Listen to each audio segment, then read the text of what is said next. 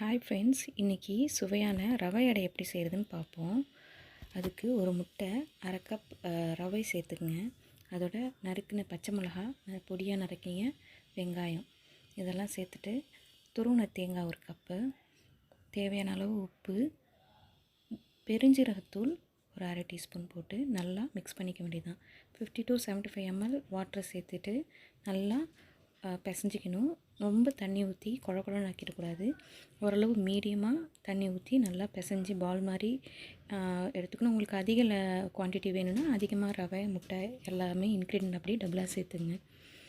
இப்போ இந்த பதம் வந்ததுக்கப்புறம் நல்லா உருண்டையாக உருட்டிட்டு தோசைக்கல்லில் வச்சு நல்லா மெல்லிசாக தட்டிக்கிறா இருந்தாலும் தட்டிக்கங்க.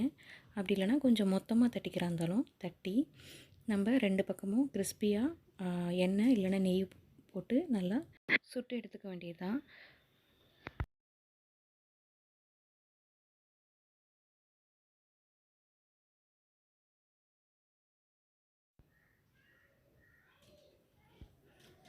உங்களுக்கு நல்லா கிறிஸ்பியாக வேணும்னா நல்லா மெல்லிசாக தட்டிக்கிறா இருந்தாலும் தட்டிக்கலாம்.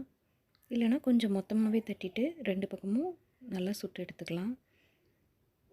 நல்லா கிறிஸ்பியாக வேணும்னா எண்ணெய் சட்டியில் கூட வச்சு நிறையா நெய் எண்ணெய் ஊற்றி அப்படி கூட நீங்கள் சுட்டு எடுக்கலாம். திருப்பி போடும்போது பிஞ்சு போகுது, உடஞ்சி போகுது அப்படின்லாம் நீங்கள் யோசிக்க வேணாம்.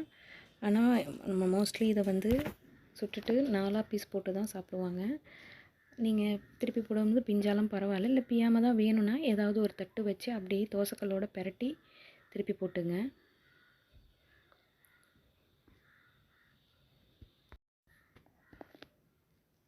அவ்வளோதான் ஃப்ரெண்ட்ஸ், ரெடி ஆகிடுச்சு. இந்த மாதிரி பீஸ் போட்டு சர்வ் பண்ண வேண்டியதான். இது கூட நல்ல கார சட்னி அப்படி இல்லைனா சாஸ் வச்சு கொடுத்திங்கன்னா நல்லாயிருக்கும். குழந்தைங்க விரும்பி சாப்பிடுவாங்க. குழந்தைங்க சாப்பிட்ற மாதிரி இருந்தால் பச்சை மிளகா மட்டும் ஒமிட் பண்ணிங்க. நல்லா ஈவினிங் ஸ்நாக்ஸ்க்கு சூப்பராக இருக்கும். Thanks for watching. Don't forget to subscribe, like and share.